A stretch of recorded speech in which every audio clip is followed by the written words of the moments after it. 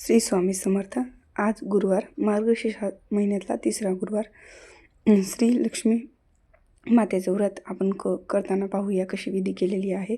तर सर्वात पहिल्यांदा मी चौरंग ठेवून त्यावर हळदी कुंकू लावून चारी बाजूनी आपले केळींचे पिले बांधले आहे। त्यानंतर लक्ष्मी मातेचा फोटो, त्याला वस्त्राची माळ घालून नंतर घट स्थापना केली। त्यामध्ये खाऊची पानं आणि नारळ ठेवून घटाची स्थापना केली। नंतर देवांना फुले वगैरे वाहून ओटीचं सामानचे, ज्यामध्ये सुपारी, हळकुंड, बदाम वगैरे सगळं येतं, ते सामान मांडले, त्याची पूजा केली।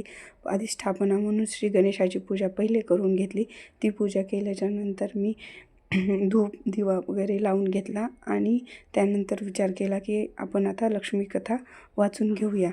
बाळ झोपलेलं होतं, त्याच्यामुळं मी पटकन लक्ष्मी कथा वाचून घ्यायचा विचार केला, कारण बाळ उठल्याच्यानंतर होत नाही। बाळ माझं थोडं लहान आहे, त्यामुळे त्यात लगेच मी रांगोळी टाकून घेतली। रांगोळीने कसं पूजा कंप्लीट आणि खूप छान असं वाटतं।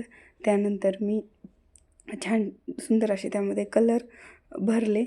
मी लक्ष्मी मातेचे उपवास दरवर्षी करते, त्याचप्रमाणे याही वर्षी केले। मग मी लक्ष्मी मातेचा जे पुस्तक व्रतकथेचं येते ती पूर्ण कथा वाचली आणि कथा वाचल्याच्यानंतर मी त्याचे महात्म्य वाचले। त्याच्यामध्ये त्या पुस्तकामध्ये सर्व कथेचे नियम किंवा आपण काय साहित्य वगैरे सगळं लागतं ते सगळी माहिती त्यामध्ये आहे। त्यानंतर मी कापूर लावून लक्ष्मी मातेची आरती केली आणि अशा प्रकारे माझी पूजा संपन्न झाली। थँक्यू।